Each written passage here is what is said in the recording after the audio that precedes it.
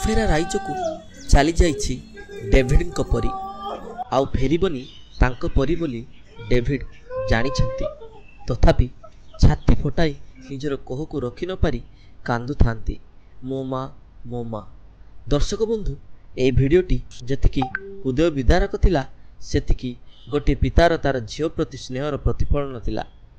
David ପାଖରେ କିଛି ଅଭାବ ନଥିଲା ନିଜ ପରୀର ପାଠପଢ଼ା ପାଇଁ। ତଥାପି ଭଲ ଶିକ୍ଷାନୁଷ୍ଠାନରେ ପାଠ ପଢ଼ାଇ ବଡ଼ ମଣିଷ କରିବେ ବୋଲି ସ୍ୱପ୍ନ ଦେଖିଥିଲେ।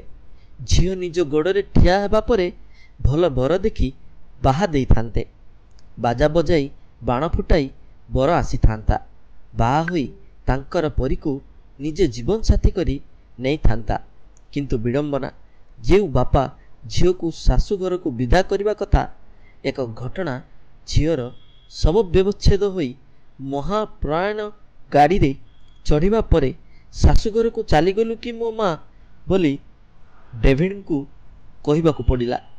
ତେବେ ଦର୍ଶକ ବନ୍ଧୁ, ଘଟଣାଟି ପାଳାଖେମୁଣ୍ଡି ନିକଟସ୍ଥ ବେତାଗୁଡ଼ାଠାରେ ଥିବା ଜବାହରଲାଲ ନବୋଦୟ ବିଦ୍ୟାଳୟ ହଷ୍ଟେଲରେ ଘଟିଛି।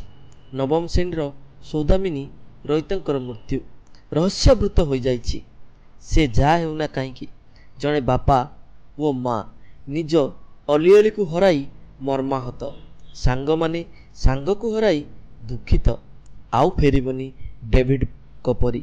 କିନ୍ତୁ ତାଙ୍କର ଯେଉଁ ସ୍ୱପ୍ନ ପାଇଁ ନିଜ ପରୀକୁ ନିଜଠାରୁ ଦୂରରେ ରଖି ଭଲ ମଣିଷଟିଏ କରିବା ପାଇଁ ପ୍ରୟାସ କରିଥିଲେ, ସେଥିରେ ପୂର୍ଣ୍ଣଚ୍ଛେଦ ପଡ଼ିଛି।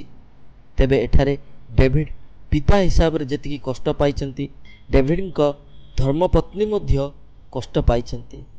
ଲକ୍ଷ୍ୟ ମିଡ଼ିଆ ଭଗବାନଙ୍କ ନିକଟରେ ପ୍ରାର୍ଥନା କରୁଛି କି ଏହି ପରିବାରକୁ ଭଗବାନ ଶକ୍ତି ଦିଅନ୍ତୁ କି ସୌଦାମିନୀ ଦୂରେଇ ହେବାର କଷ୍ଟ ସହ୍ୟ କରିପାରିବେ ଏବଂ ସୌଦାମିନୀର ଆତ୍ମାକୁ ସଦ୍ଗତି ଓ ଶାନ୍ତି ଭଗବାନ ଦେବେ।